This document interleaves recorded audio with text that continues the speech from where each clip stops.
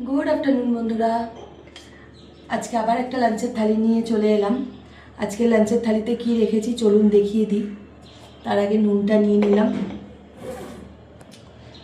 নিয়েছি সাদা ভাত, আর এইটা করেছি চিতল মাছের মানে যেই মুঠা করি সেই যে ঝালটা থাকে সেই ঝাল দিয়ে চচ্চড়ি করি একটা আমরা।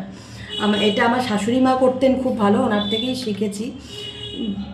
তার ছেলে খুব ভালো খায়, তো সেই জন্য আমি করেছি। ভীষণ কাটা, আমিও খেতে পারি না এই মানে কাটার জন্য, কিন্তু খেতে ভালো হয়, কিন্তু কাটা হয় খুব।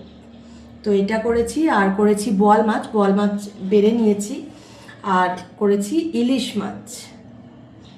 মাছ করেছি। ইলিশ মাছের আলু বেগুন দিয়ে পাতলা করে ঝোল করেছি। পাতলা করে ঝোলটাই আমার ছেলে বেশি ভালো খায়। এমনি ভাপা বা সর্ষে দিয়ে করলে পাতুরি ও অত ভালো খায় না, তো ওই জন্য এটাই করেছি, পাতলা করে ঝোল। এই হচ্ছে আজকের লাঞ্চের মেনু। আজকের লাঞ্চের মেনুটা কীরকম লাগলো আমাকে কমেন্ট করে জানাবেন। ভালো লাগলে একটা লাইক করে দেবেন।